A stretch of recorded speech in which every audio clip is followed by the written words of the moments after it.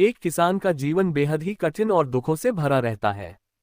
कभी उसको पारिवारिक फिक्र तो कभी पर्यावरणीय वर्षा, धूप, चिंता, इसी कश्मकश में एक किसान का जीवन चला जाता है। किसी गांव में रहने वाला एक किसान अपने जीवन में चल रहे तनाव व दुखों से बहुत दुखी था। किसी ने उसे बताया कि आप अपने दुखों के समाधान के लिए महात्मा बुद्ध की शरण में चले जाओ, वे महान आत्मा अवश्य आपकी सहायता करके आपके दुखों को दूर कर देंगे। ये सुनकर वह किसान अगले दिन महात्मा बुद्ध के पास चला गया। हे महात्मा, मैं एक किसान हूँ और मैं अपनी जीविका चलाने के लिए खेती बाड़ी करता हूँ, लेकिन कई बार वर्षा ना होने से फसल सूखे की भेंट चढ़ जाती है।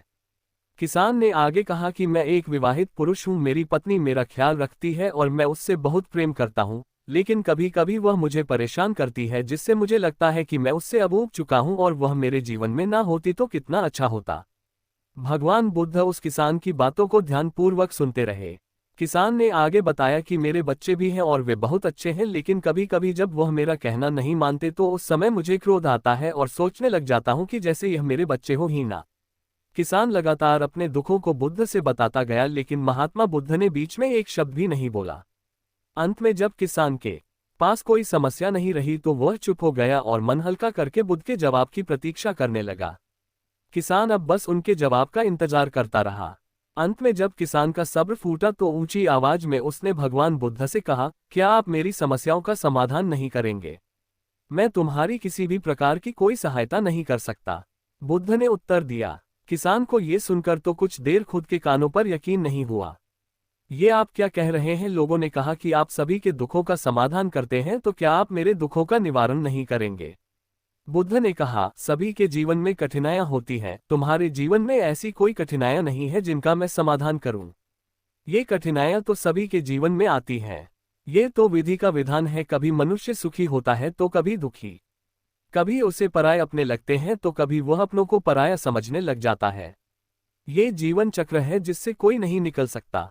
सिर्फ तुम्हारा ही नहीं, सभी लोगों का जीवन समस्याओं से ग्रसित है, जिस कारण मैं इन समस्याओं का समाधान नहीं कर सकता। लूं तो उसकी जगह कोई दूसरी समस्या उत्पन्न हो जाएगी। यही जीवन का कटु सत्य है। किसान ये सुनकर क्रोधित हो गया और कहने लगा कि सब लोग कहते हैं कि आप महात्मा हो, मैं आपके पास एक आस लेकर आया कि आप मेरी सहायता जरूर करेंगे, लेकिन आप जब समाधान नहीं कर सके तो मेरा यहाँ आना व्यर्थ हुआ। इसका अर्थ यह है कि लोग झूठ बोलते हैं, मुझे आपके पास आना ही नहीं चाहिए था। इतना कहकर किसानों वहां से जाने लगा। तभी बुद्ध ने कहा, मैं तुम्हारी इन समस्याओं का तो नहीं, लेकिन एक दूसरी समस्या का समाधान कर सकता हूँ। किसान आश्चर्यचकित रह गया और कहने लगा कि मेरी इन समस्याओं के अलावा दूसरी समस्या भला क्या हो सकती है? तुम नहीं चाहते कि तुम्हारे जीवन में कोई समस्या हो, इसी समस्या के कारण ही दूसरी कई समस्याओं को जन्म हुआ है। तुम इस बात को स्वीकार कर लो कि सिर्फ मेरा ही नहीं अपितु संसार में सभी का जीवन दुखों से भरा पड़ा है। तुम अपने आसपास तो देखो, क्या वह लोग तुमसे कम दुखी हैं?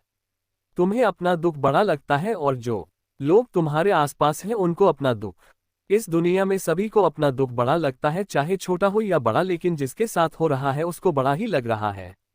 यदि तुम ध्यानपूर्वक देखोगे तो ये जीवन सुख दुख से भरा हुआ है, इसको तुम कभी नहीं बदल सकते हो, लेकिन तुम सुख दुख से अवश्य ऊपर उठ सकते हो, ये तुम्हारे लिए संभव है।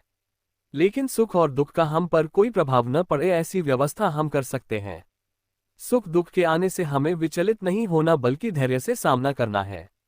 इतना कहकर किसान बुद्ध के चरणों में गिर पड़ा। ये प्रकृति का नियम है दोस्तों, जिसमें परिवर्तन होता रहता है। दुख और सुख आते रहेंगे, बस हमें उनके साथ अच्छे से मुकाबला करना होगा। सुख के आने पर हमें अति उत्साह नहीं होना चाहिए और दुख के आने पर हमें डटकर मुकाबला करना चाहिए। भगवान बुद्ध द्वारा इस गाने में यही कहा गया कि हमें मुश्किलों या दुखों से घबराना नहीं बल्कि सामना करना है।